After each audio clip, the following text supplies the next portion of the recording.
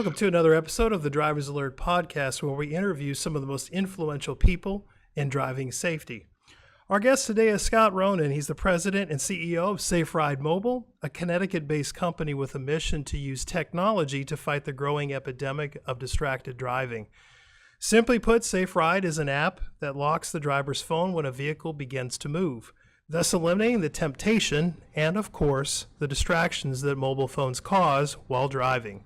SafeRide works for consumer and business applications. Scott, thank you for joining us today. Yeah, Rich, thank you very much for having me, and thank you to Drivers Alert for setting up the podcast. We're really excited to be here. Yeah, I'm interested to learn more about how the technology works, as well as the science and some of that psychology behind it. And to kind of start out, I really wanted to take a look at, I found this ad that you guys produced on your Facebook page. And on one side, you've got a beer. In the middle, you have, it looks like an iPhone. And then on the other side, you have a bottle of prescription medication. And it's got this question here that says, which addiction is the leading cause of teen auto fatalities? And it really, as I let it marinate, it really started to get me to think about just what technology is starting to do, and has been doing for the last several years. And that teens are 4 times, I saw, more likely to be involved in an auto accident than people who are older. And so before we get too far into the specifics of I guess, how SafeRide works, I took a look at your resume and I noticed, you have 2 degrees, one in economics, one in engineering from the University of Pennsylvania. You spent more than 10 years in consulting and finance. And then all of a sudden in 2012, you launched this initiative, SafeRide Mobile. So what changed? Can you kind of take us back through that period of time and what happened to motivate you to get involved in this topic? Sure. It actually stems from my background a little bit. I've been inventing things since I was really young. I actually went and got those degrees with the idea that I would invent new products, bring them to the market. And I spent about, as you said, a decade and a half in finance and consulting, and finally got to the point where I wanted to take that, what I had ultimately wanted to do, and do something with it. And at the same time, I started to think about cell phones, and one of the ways I've always invented things was by recognizing a problem and trying to solve it. In this case, I sort of recognized the problem in myself. I didn't get in an accident. I didn't have a family member who was injured or anything like that. But I was driving down the road and realized that when the phone would ring, I had very little willpower to resist. There was something going on. I knew better, but I wasn't able to not pick up the phone or even glance. I'm not going to answer it, but oh, that's John. Maybe I have to talk to him. And it would distract me enough. So I felt that something had to be done. Coincidentally, I had been reading about some technologies that I thought might be viable. And so within about a month or 2 of tinkering, I had a product that became SafeRide and effectively works for the driver to give them that self-discipline when they don't have it themselves. It's interesting, just the whole, just the phenomenon around distracted driving. I just saw an article Harvard University published, I guess I looked at it just last week, that said, on average, adult Americans spend 2 to 4 hours a day using their phone, and that equates to something around 2,600 plus daily touches. And I've seen the science behind this, where they're talking about social engagement and interaction actually releases dopamine in your brain, and so are we looking at an actual addiction? I believe Is that what's going on here? Yeah, I tend to agree. It's called the dopamine effect. And phones and games and apps are actually designed with that in mind, so that when you click on something and when that little ring goes off, it actually releases the serotonin in your brain, which makes you want to do it again and again. It also mutes your ability to make a rational decision. So driving along and that ring goes off, the simple fact that you heard the ring and it's a pleasant tone, you have a conditioned response to getting a positive feedback, you want to make that decision to answer it, even though your conscious mind knows you shouldn't. Yeah, I think we've all seen it where we're maybe sitting at a restaurant or you're waiting for somebody to arrive, and maybe not even yourself, but you watch other people and they're constantly swiping their phone, just taking a look at it, even though it didn't make any noise. There's no notifications on the screen, but it's like a habit. It is. It's beyond a habit, and you mentioned teens before, and interestingly enough, teenagers are sort of the obvious thing that everyone can point their fingers, but the truth is adults are just as guilty of the habit. Teens and younger kids are growing up in a world where since birth they were basically using a phone in their hand, and nothing has taught them to drive without it in their hand. So they get in the car and nothing's different. They just keep using their phone. Adults they didn't grow up with it, but they've been trained. I, as an adult, am encouraged, if not obligated, to check in on my phone. From a work standpoint, family, there's expectations that you're available. And that's one of the challenges is people are expected to respond. So when that ring goes off, they're not only inclined to because it's pleasurable, they also feel compelled to answer, and they have to. And I'll tell you, in the time running SafeRide, it's been years now using SafeRide in my car.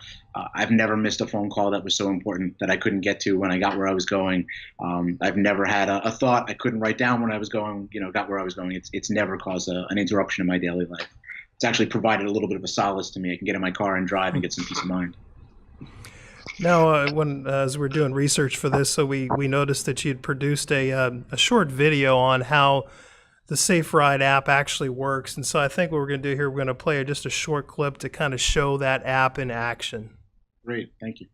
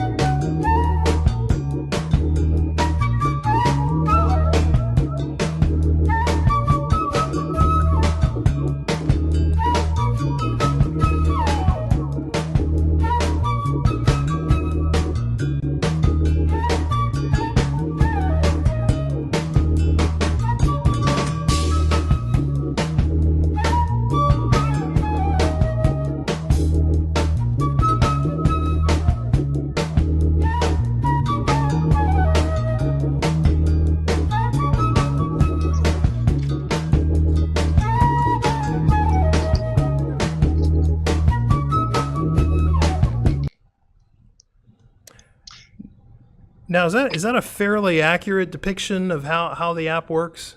Yeah, one of the things is people would always say, how does it work? I need to see a demo. And, arguably the best way is just get in the car and let me take you for a ride so you can see it firsthand. So the video is our way of doing that very thing. So what you see is me literally driving around the neighborhood, just doing some test videos. You get in the car and the app is running in the background. It's always waiting and looking to identify your vehicle. So when it gets in the car, it knows it's your vehicle. Then and only then it begins to look at your motion. As soon as you start to drive, it's going to lock the phone. You saw that screen come up. It's like a soundproof wall between the driver and their device. If the phone rings or if they get texts or notifications, they won't hear any audible alerts. And you saw at one point I try to use the screen. The lock screen comes right back up in my face. Stoplights, traffic, normal stop and go traffic, all of those normal interactions on the road, you'll see that the phone remains locked. However, when I get where I'm going and I take a long enough pause in driving, the phone will unlock. And there's some sort of secret sauce in that a driver wants their phone back as soon as they get where they're going. And part of making SafeRide palatable to the average driver, that it can work for them, is to give them their phone back as quickly as we can, but not giving them too quickly that it's showing up and they're able to text at the traffic light. What about implementation? I mean, sometimes you hear the objection that it's complicated, there's hardware involved and the time involved, and how do you troubleshoot errors and things like that? What is it like for an average implementation? Yeah, one of the key parts of SafeRide is that we are a software-only solution. So we still get the benefit of hardware, as many of our competitors do, but we leverage hardware that exists in the car today. So you don't have to buy anything new. We use what's in the car to identify the car. So our implementation is software, and you're literally, as a fleet manager or as a parent, your implementation could be 2 or 3 minutes. You're going to sign up, set up your drivers, and send them an invitation to use the app. They're going to get a link on their phone. They'll download the app. And it's in the fleet space, it's pre-programmed to know which vehicle's there, so they could just get driving right away. I wrote down in my notes, I got a bunch of different sections here. I mean, maybe we can go through them, the alerts and reports for parents, auto text reply, just some of those things. You mind going through some of that? No, not at all. We built this, when we first started, it was with sort of the teen driver in mind, at least the driver who would resist. So there are a lot of facilities built in that allow for it to remain working no matter what. Then there's also the whole back end that allows for a parent or a fleet manager to make sure it's being used properly. So we have a dashboard, a web-based dashboard, available both on your desktop as well as on a mobile device, that allows a parent to both check on the onboarding process, or a fleet manager check on the onboarding process of new drivers, and then check in as they're driving, make sure it's being used properly. You mentioned alerts and reports. If they disabled it anyway or tried to uninstall the app, you'll get an alert. You can also manage, for the fleet manager, you can manage your fleet, make sure they're using it properly, resend invitations, link cars, and things like that. You can always make emergency calls when the phone is locked, right? There is a lock screen. You may have noticed on the top, it says emergency call. You can always break through and call emergency services. Some of our customers, both fleet and consumer, want to use maps and other apps. Android and iPhone are a little different in the way they do this, but in both cases, we can allow you to use certain apps while the phone remains locked beyond those apps. So you can get to your navigation, but if you try to get out of the navigation, the phone's going to lock again right in front of you. Hands-free is one of those things that we do allow for. It's very difficult in the phone to actually prevent that. Arguably, I don't think it's as distraction-free as people think, so we don't encourage it. But many of the fleets that we work with need that hands-free communication with their drivers. People are getting more and more used to it, and the car manufacturers and others are at least catering to that need now. So we're allowing for it. Ultimately, I think the risk is still there, and folks will start to see that in time. So if I'm a fleet manager, do I get a notification if one of my employees has actually tried to use their phone when the vehicle's in movement? Yeah, we have a summary on our website on the dashboard. You can set it up to give you a notification when someone does anything to really disable the app. It goes into a state. It's always running, and it's always running properly, and then our server knows it's running properly. If at any time it goes out of that pattern, our server recognizes that and will send you an alert. And I'm also interested too, the passenger mode. How does that work? What is it interacting with to know it's not the driver? Sure. So passenger mode actually is that one loophole that we put in. So if you need to get through the lock, you can. It's reported out to the dashboard, so it's activity that's tracked. It allows you to use the phone for that one ride. When you get back out of the car and get back in, it's going to lock again as it normally would. However, the passenger mode option can be disabled. And it can also be set to what we call intelligent passenger mode, where as an option, it will only be available if two or more phones from the same household or account get in the car to drive at the same time. So if a husband and wife are both set with one car and either of them gets in the car by themselves, the server would recognize that and neither would have passenger mode. However, if they get in the car together, recognizing they're in there at the same time, we could offer passenger mode either to one or the other, or on a first come, first served basis. And it's available for both Android and iOS? It is, correct. Okay. Do you, of course, the grand question is always, technology is one piece of it, certainly, but do you think technology is the biggest part of this solution to distracted driving? Could it be? No, I don't. I want to give us that much credibility. I think technology is one part of a three-pronged approach. There's technology, there's legislation, and there's education. And from education, to me, you're going to get the public willingness to truly address the problem. We're seeing it in the commercial space, where the decision is not entirely in the driver's hands, and a fleet manager recognizing the risk is going about this to put safety measures in place. We haven't yet seen that same shift in the consumer, but we feel that the tides are turning. And I think education has a lot to do with it. Like seatbelts, like all of the other advances in the car that take some time for adoption. You need an understanding that you need it. You need to, a long time for people to really shift and for that paradigm shift to occur. Fortunately, I think we're on the cusp of seeing that with the average person as well. And I ask people all the time, why do you think the technology, like for instance, the cell phone carriers and manufacturers, why do you think they haven't done more? I mean, I know AT&T has their campaign, It Can Wait. So you see these advertising PSA type campaigns, but you don't really see the infrastructure being changed, the software being changed necessarily to prevent people from using a phone when the vehicle's in motion. Is there something going on behind this? Is there a reason for it? I don't know if I would start down the conspiracy theory path. You certainly see there's a lot of hands in the pie. There are a lot of technologies that could be held accountable, but so many that it's very easy for everyone to sort of pass the buck and say, no, it's really not us that's doing it. I will say that you've seen amongst the top OS providers a recognition that there's an issue. Which I think is fantastic. And you're starting to see initiatives. One is, I believe Google and Apple have either digital well-being, and there's another one. You're recognizing that these phones are powerful tools, but they've gone a little too far in disrupting our average lives. I see it with my kids every day. That phone is so different to them than it even is to me, and I'm reliant on it for my livelihood. So I think there is an understanding that's coming, a shift that's coming. I think we need to have a top-down approach where the big providers of technology are really taking a stance. I think we need some regulation and legislation to get this out of the car, stricter penalties. So it makes the incentives have got to be there for people to stop the habit, right? It's either got to be financial or something else, but you really got to drive change with, I think, all of these at once. Ed, you're in Connecticut, correct? Yes, correct. Do you have a hands-free law now and on the books? We do. It's not as strict as some, but we do have a hands-free law in the books. Okay. Yeah, I know down here in Florida, I think we're one of 3 states that are left that still doesn't have a primary distracted driving offense. So you literally could be on your phone sitting at a stoplight next to an officer, and as long as you're not doing anything else wrong, he can't really stop you. Which is horrible. We actually have had some initiatives locally where I live in Westport. There's been a few focused streaks where they go out and the police have gotten some grants to really go out and combat distracted driving, and it's wonderful to see it. It's a shame that it's a temporary solution. We really need to. The enforcement's got to be there, and there's definitely progress in that. It's really tough to catch people texting and driving. When you're drunk when they pull you over. When you're texting and driving, it's really easy to hide that fact. And I think people are really good at that too. So our solution, the technology, helps people that want to quit. We're hoping that the incentives become big enough that people do want to quit. And then I think they do need technology. It's like Nicorette for texting, if I can say that. You got to want to quit, and then something can really help you quit the habit. As far as distribution is concerned, what are you doing to market the app? Are you traveling? Do you do events?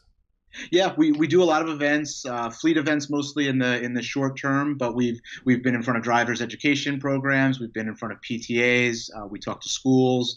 We've partnered with some of the other folks who've been impacted a little bit more directly, who do some nonprofit work and speak out in those same institutions. We do some traditional marketing and then tried and true business to business type marketing to the fleets, and just getting in front of fleets that have drivers that need this. That's outstanding. It's a really noble cause, and it's always nice to know there are people out there dedicating their time to doing something like this, because I think it's so important. I know it's a huge public safety issue. I see it every day. I think we all do. I mean, just in my commute to work, I see it probably half a dozen times in the first 5 minutes, and it just scares me. And I've become probably a way more defensive driver than I've ever been, just because of working in a driving safety company and doing this every day. So. Yeah, there's a phrase that I learned in the research of doing this, talking to some of the firefighters, actually, called normalization of deviance.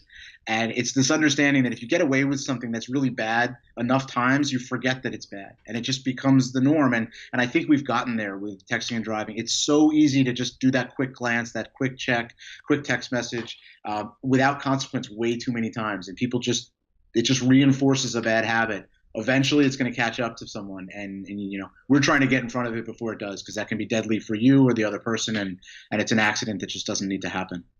Scott, before we go, how can people get in touch with you? So the best place to start is at our website, GoSafeRide.com. You can also reach us on social media at Facebook /GoSafeRide or on LinkedIn. I think it's /company/SafeRide-LLC. You can also email us at support@GoSafeRide.com, and someone will be in touch with you to help you out. Okay, that's great. Hey, Scott, thanks so much for joining us. I really appreciate it. Yeah, thank you, Rich, for the time. We really appreciate the opportunity, and we look forward to working together again in the future. Once again, that was Scott Rownin with SafeRide Mobile, a company laser focused on leveraging technology to defeat the distracted driving epidemic and make the roads safer for everyone. We should all be rooting for Scott. Please follow the Driver's Alert website blog page, as well as our YouTube channel, to stay up to date on the latest podcast episodes featuring the most influential people in driving safety. Until next time.